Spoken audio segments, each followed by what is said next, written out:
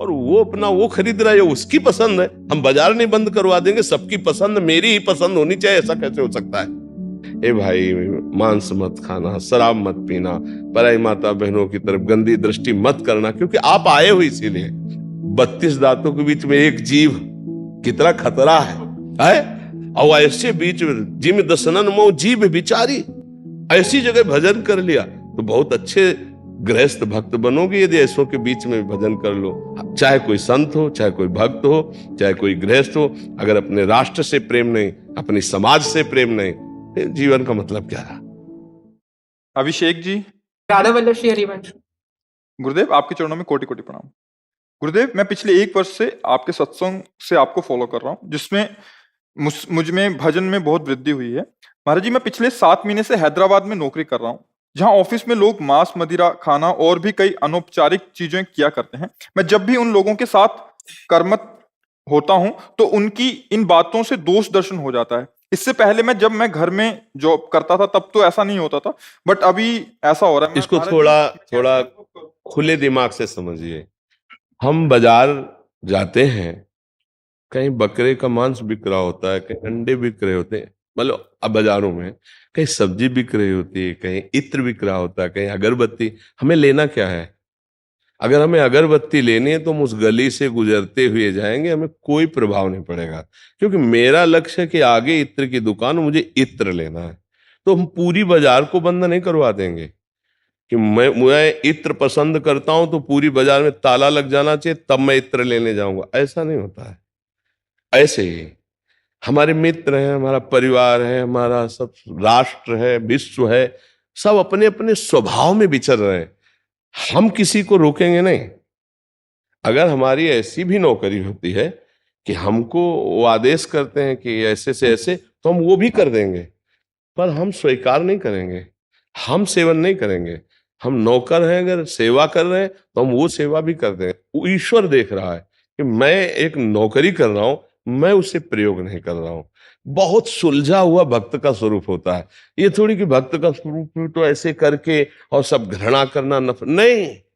यार मित्रों के बीच में उसी टेबल में बैठे, वो अपना वो अपना वो अपना, और हम अपने स्वरूप में। सच्चे भक्त का स्वरूप यही है। लंका में ना, जहां राक्षसी प्रवृत्ति, वहां भी विष्णु जी ने भक्ति की ना। लंका निश्चर निकर निवासा, वहां हनुमान जी सोच रहे यहां कहां सज्जन कर वासा, यहां भगवान का भक्त कैसे हो सकता है जब घोर तांडव तमोगुण राक्षसी प्रवृत्ति का। तो वो बात हमारे हृदय में बहुत जोर की लगी कि हमको अपना जीवन सुरक्षित रखना है, और ऐसों के बीच में रहकर अगर हम भजन कर लिए तो हमें कोई भ्रष्ट नहीं करेगा। हमें दोष दर्शन क्यों? भाई, आप जा रहे हो इत्र खरीदने तो आपकी वो पसंद है, और वो अपना वो खरीद रहा है, उसकी पसंद है। हम बाजार नहीं बंद करवा देंगे, सबकी पसंद मेरी ही पसंद होनी चाहिए, ऐसा कैसे हो सकता है? हम खस का पसंद करते हैं, कोई केवड़ा पसंद करता है वही। अब हम कैसे कह देंगे हमें दोष दर्शन हो रहा है, तुम केवड़ा क्यों ले रहे हो क्योंकि खस मुझे पसंद है? ये तो हमें लगता है मूर्खता होगी, नहीं होगी। हाँ, अब हमारा कोई मित्र है और हमसे पूछे कि आपको क्या पसंद है, तो हम उनको बता सकते हैं कि ये जो आप करते हैं ना, मेरी पसंद के खिलाफ, अगर आप मेरे दोस्त हो ये बंद कर दो यार, तब कह सकते हैं। नहीं तो नहीं, मैं उसकी रुचि में रुचि नहीं मिलाऊंगा, पर मैं उसकी नफरत और घृणा भी नहीं करूंगा। जो साधुता है, जो भक्त है, वो ये शिक्षा देता है अंदर से कि ऐसा नहीं। सबके, कोई ऑफिस में है, कोई अपने, सब अपने अपने राग रंग में, जिनको प्रभु से मतलब ही नहीं है, भोगों से मतलब है। हम उनको प्रभु का उपदेश देंगे तो हमारा उपहास होगा, और हमारी अभी भक्ति उतनी जोर की है नहीं कि उपहास सुनकर हम अपनी निष्ठा में बने रहे। लगेगा मतलब क्या ऐसा ही है क्या? हम सत्य में चलते हैं तो दुख मिल रहा है, निंदा मिल रही, अपमान हुए, देखो कैसे मौज मस्ती से रह रहे। हमें नहीं दिख रहा। ये बाजार है, अलग अलग खोपड़ी है, अलग अलग स्वभाव, अलग अलग भगवान लीलाएं। हमको नहीं करना गलत, किसी को रोकना भी नहीं है। अगर कोई, अब जैसे हम यहां, आप हमारे पास आए, अब हमारा कर्तव्य बनता है कि आपसे पूछने की जरूरत नहीं, अपने आप हम आपको सतमार्ग का उपदेश। ए भाई, मांस मत खाना, शराब मत पीना, पराई माता बहनों की तरफ गंदी दृष्टि मत करना, क्योंकि आप आए हो इसीलिए। आप आए हो इसीलिए, कहीं ना कहीं आपका ये भाव है कि ये संत हैं, भगवान के भक्त हैं, इनके संग से हमारे जीवन का जो अशुभ है जो गंदा भाव है उसका परिवर्तन होगा। तो उसी भाव से हम प्रेरित होकर उपदेश करते हैं, गली चलते थोड़ी बोला जाता है। आप आए हैं आरत अधिकारी जब पावे, गूढ़ऊ तत्व न साध दुरावे। तो आपको बिल्कुल नफरत, तुम सच्चे भक्त बनो। ऐसे विषयी पुरुषों के बीच में भी राधा राधा राधा और सबसे हाथ मिलाओ, किसी से नफरत नहीं, पर अपने को बचा के निकल जाओ। जो रही उत्तम प्रकृति का कर सकत कुसंग, चंदन विष व्यापत नहीं लपटे रहत भुजंग। तो उत्तम प्रकृति वाले कमजोर मत बन, सर्वत्र भगवत बुद्धि रखने वाले महात्मा को कोई भ्रष्ट नहीं कर सकता। आपको देखना है भगवान इनको ऐसी लीला कर है, इनको ऐसी लीला कर है। हमको जो उपदेश मिला है वो हम अपने हिसाब से चलेंगे। ऐसे घर में रहते हुए विभीषण जी ने कभी मांस नहीं खाया था। ऐसे निशाचरों के बीच में रहते कभी कुमार्गामी कोई गंदी बात नहीं की थी। कितने बड़े महात्मा कि जैसे 32 दांतों के बीच में एक जीव, कितना खतरा है? और ऐसे बीच में जिम दसनन मो जीव विचारी, ऐसी जगह भजन कर लिया तो बहुत अच्छे गृहस्थ भक्त बनोगे यदि ऐसों के बीच में भजन कर लो। ना तुम्हें प्रभावित होना है और ना घृणा करना है, सच्ची मानना। जैसी भावना करोगे वैसा ही। शराब पीने वाले से घृणा की जाती है ना, हम कहते हैं शराब पीने वाले से घृणा नहीं, शराब से घृणा करो। अगर तुम सच्चे भक्त बनोगे तो तुम्हारी मित्रता से सैकड़ों के दोष दूर हो जाएंगे। आपको कहने की जरूरत नहीं, आपका भजन बल, आपका प्यार, आपकी साधना आपके मित्रों को सुधार देगी। पर वो पावर जागृत करो, खुद पावरवान बनो अध्यात्म के, तो आपका बल काम करेगा। लाखों का उद्धार कर सकते हो, लाखों। ऐसा थोड़ी कि भेष वाला ही उद्धार कर सकता है, नहीं, लाखों का उद्धार हो सकता है। क्योंकि भजन से उद्धार होता है, भेष से नहीं। उद्देश्य हमारा अच्छा है तो लाखों का कल्याण, लाखों का मंगल होगा।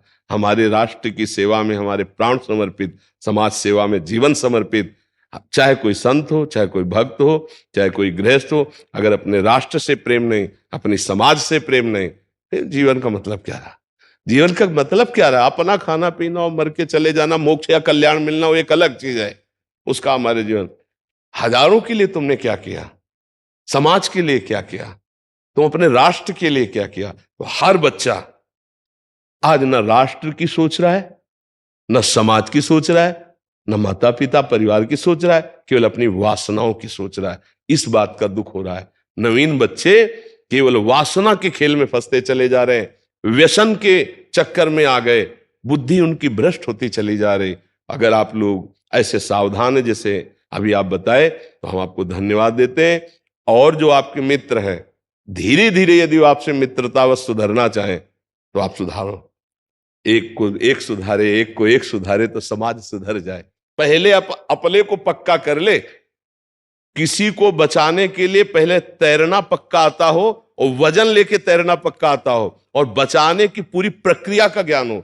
नहीं तो बचाने वाले को डूबने वाला पहले डूबोता है, नहीं डूबता है, क्योंकि वो श्वास लेना चाहेगा, वो श्वास लेना चाहेगा, पहले डुबोला जाए। तो ऐसी हरकत कभी ना करे कि तुम्हें तैरना भी ले आता, बचाने की प्रक्रिया भी ले, तो पहले तुम मरोगे तब वो भी।